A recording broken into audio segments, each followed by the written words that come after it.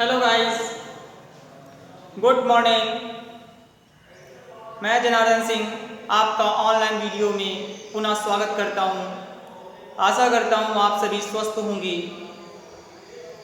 जैसा कि हमने आपको पिछले वीडियो में हेलो एल्केन में ग्रिग्नार्ड अभिकर्मक को बनाया था, कुछ ग्रिग्नार्ड अभिकर्मक की रिएक्शनों को सीखा था तथा और पिछले वीडियो में हमने एल्किल हैलाइड बनाने की विधियां जानी थी और एल्किल हैलाइड बनाने की विधियां हुआ उनके गुणों के विषय में जाना था। अब हम आपको एल्किल हैलाइड में जो आपके पास पहला कंपाउंड लगा हुआ है वह कंपाउंड है एथिल ब्रोमाइड। एथिल ब्रोमाइड किसे कहते हैं, एथिल ब्रोमाइड का फार्मूला क्या होता है, उसकी बनाने की विधि क्या होती है, उसके रासायनिक गुण क्या होते हैं, उनके उपयोग क्या होते हैं, इस वीडियो में इतनी इंपॉर्टेंट रिएक्शनों को हम जानेंगे। तो चलिए देखते हैं। एथिल ब्रोमाइड, एथिल ब्रोमाइड का फार्मूला होता है C2H5Br, या इसी को हम इस प्रकार भी लिख सकते हैं, एथिल ब्रोमाइड। क्वेश्चन ये बना कि एथिल ब्रोमाइड बनाने की विधियां कौन सी होती हैं। तो एथिल ब्रोमाइड बनाने की विधि नंबर 1, जब एथिल एल्कोहल की क्रिया हाइड्रोजन ब्रोमाइड से सल्फ्यूरिक अम्ल की उपस्थिति में कराते हैं, जब एथिल ब्रोमाइड की क्रिया एल्कोहल से यानी एथिल एल्कोहल से सल्फ्यूरिक अम्ल की उपस्थिति में कराते हैं तो एथिल ब्रोमाइड बनता है। तो चलिए देखते हैं। ये एक OH को लेकर के क्या बनाते निकाल देगा, H2O। शेष क्या बच गया आपके पास, C2H5 बच गया और क्या बच गया, Br बच गया। तो आपने लिख दिया C2H5Br। इसका नाम क्या हुआ, एथिल ब्रोमाइड। इसका नाम क्या हुआ, एथिल एल्कोहल। ये थी आपके पास बनाने की विधियों। नंबर 1 कि जब एथिल एल्कोहल की क्रिया हाइड्रोजन ब्रोमाइड से कराते हैं तो एथिल ब्रोमाइड बनता है। अब हम चलते हैं अगले नंबर की ओर कि जब एथिल एल्कोहल की क्रिया, सेकेंड नंबर में, जब एथिल एल्कोहल की क्रिया ब्रोमीन से लाल फास्फोरस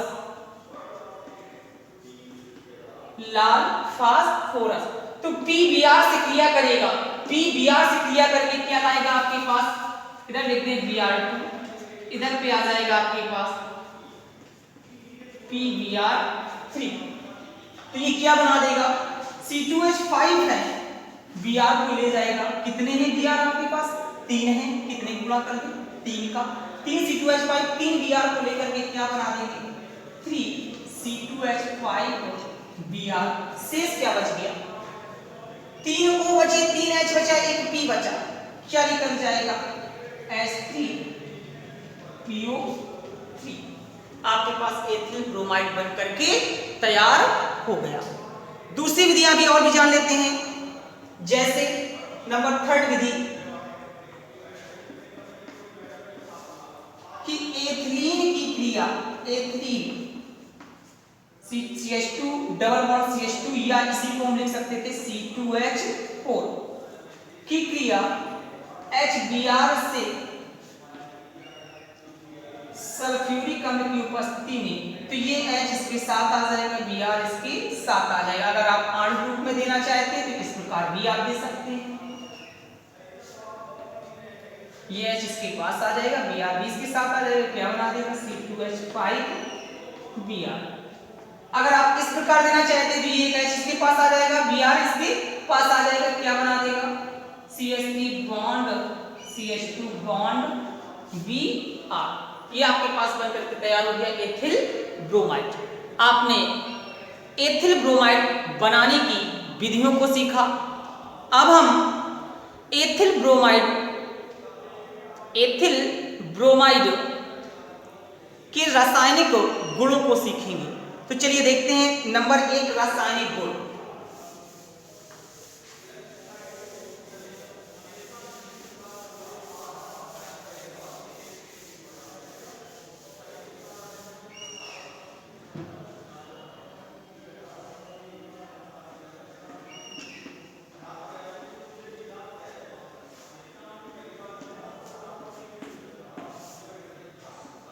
नंबर 1, अभी हम आपको इन रिएक्शनों के विषय में भी बता के चल रहे हैं, फिर एक चार्ट के इक्वल भी आपको समझा देंगे जिससे कि आपके रिएक्शंस और सरल तरीके से आपको समझ में आ जाए। तो चलिए नंबर 1 गुण में आ जाते हैं। जब एथिल ब्रोमाइड की क्रिया, जब एथिल ब्रोमाइड, आपने तुरंत लिखा एथिल ब्रोमाइड की क्रिया कास्टिक क्षार, हमने NaOH ले लिया, हम KOH भी ले सकते हैं।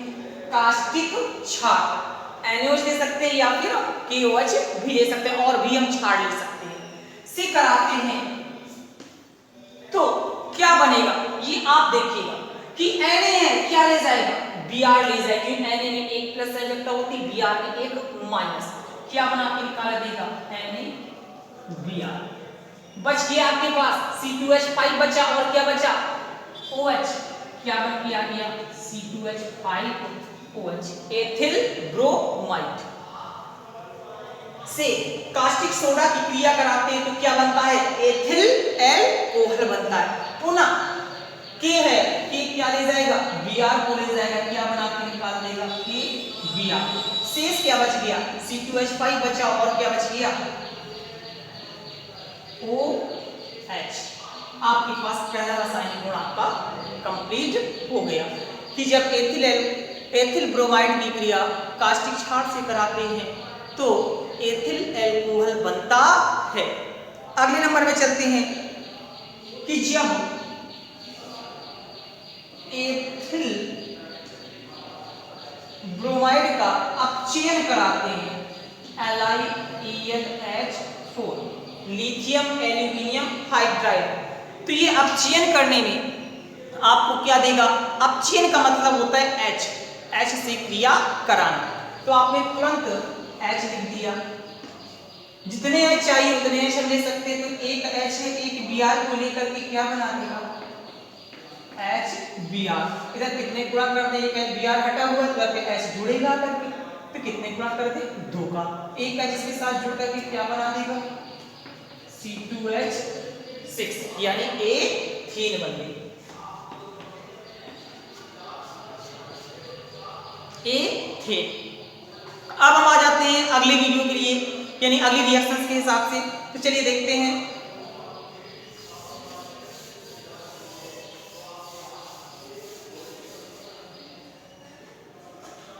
नंबर 3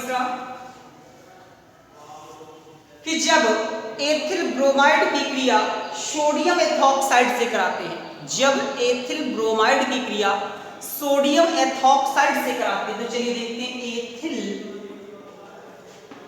ब्रोमाइड की क्रिया सोडियम एथॉक, इतने को कहते हैं एथॉक्साइड, इतने को कहते हैं सोडियम, इसका नाम क्या बन गया सोडियम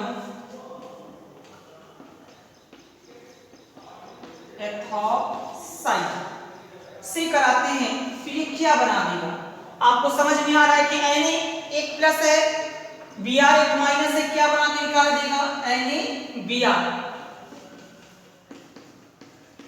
शेष क्या बच गया आपके पास C2H5 बच गया, और क्या बच गया OC2H5, जोड़ के लिख दीजिएगा C2H5 OC2H5, इसका नाम हुआ डाई एथिल ईथर। तो इस प्रकार आपने नंबर 3 भी रासायनिक गुण सीख लिया कि जब एथिल ब्रोमाइड की क्रिया जब एथिल ब्रोमाइड की क्रिया सोडियम इथॉक्साइड से कराते हैं तो डाई एथिल ईथर बनता है। अब हम चलते हैं नंबर 4 की ओर।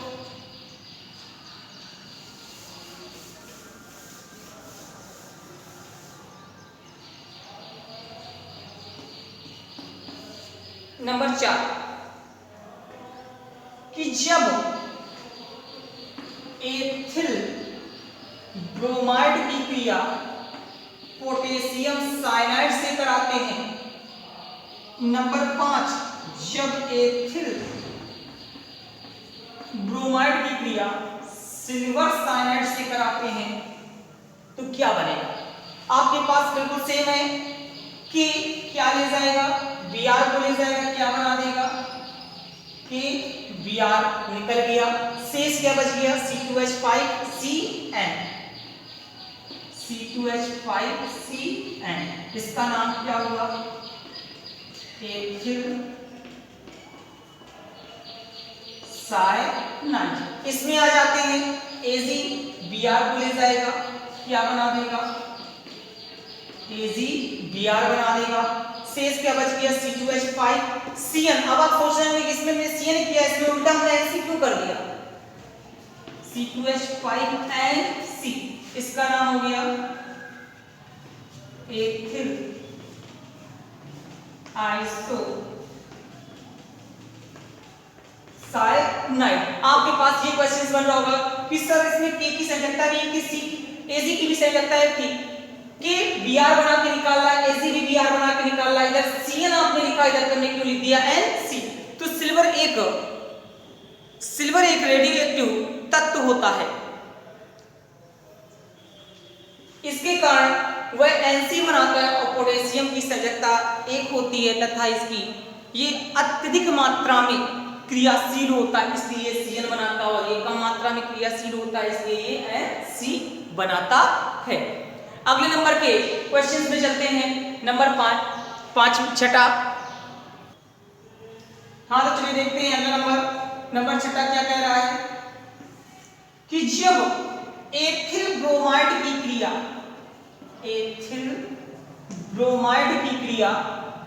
सिल्वर एसीटेट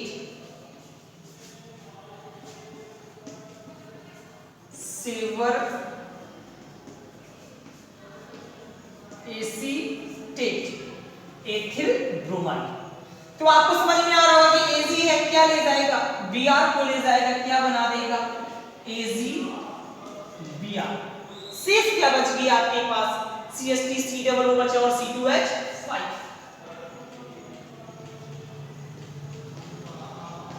इसका नाम क्या हो जाएगा एथिल एसीटेट। पुनः अगले नंबर में चलते हैं, 7वें नंबर पे आ जाते हैं कि जब एथिल ब्रोमाइड की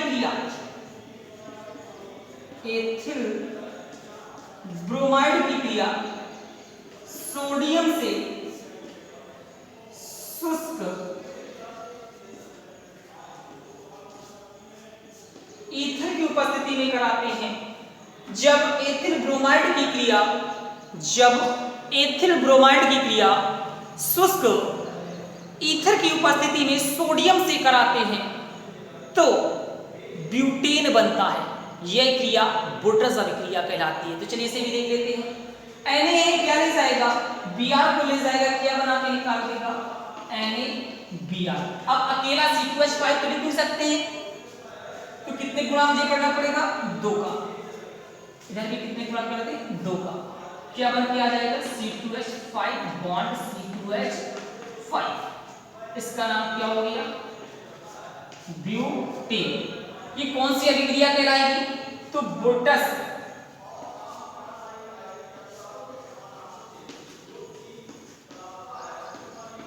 अभिक्रिया है। ये कौन सी अभिक्रिया है आपके पास बुटरस अभिक्रिया। ये कई बार आपके पास पूछी जाती है कि बुटरस अभिक्रिया किसे कहते हैं, उदाहरण देकर समझाइए। तो आप कैसे लिखेंगे बुटरस अभिक्रिया को कि जब एथिल ब्रोमाइड को शुष्क ईथर की उपस्थिति में सोडियम से क्रिया कराते हैं तो ब्यूटेन बनता है। यह अभिक्रिया बुटस अभिक्रिया कहलाती है। अब हम थोड़ा सा और आगे बढ़ेंगे।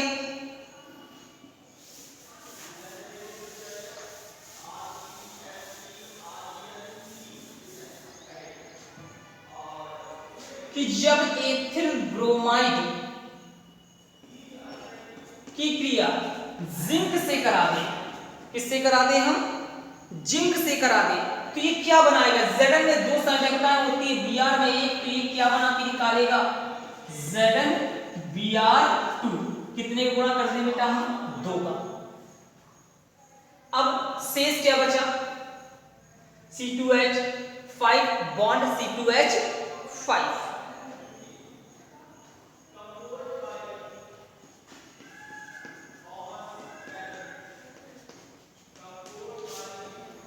अगले नंबर की ओर चलते हैं।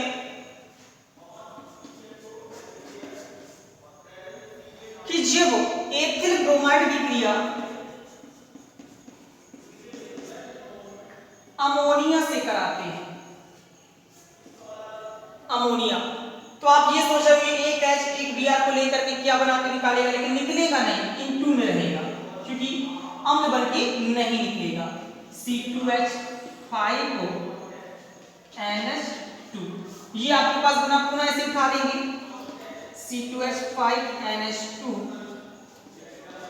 HBr, फिर अमोनिया से क्रिया करेगा, तो ये इतना क्या बना के निकाल रहा है? NH4Br। अब शेष क्या बच गया आपके पास? C2H5 NH2 ethyl any. इस प्रकार आपने एथिल ब्रोमाइड बनाने की विधि, एथिल ब्रोमाइड के रासायनिक गुणों के विषय में सीखा। अब हम अगले वीडियो में आपको क्लोरोफॉर्म के विषय में बताएंगे, जो कि बहुत ज्यादा बार यूपी बोर्ड में पूछा जाने वाला क्वेश्चन है। आशा करते हैं आप लोगों को समझ में आ रहा होगा। धन्यवाद।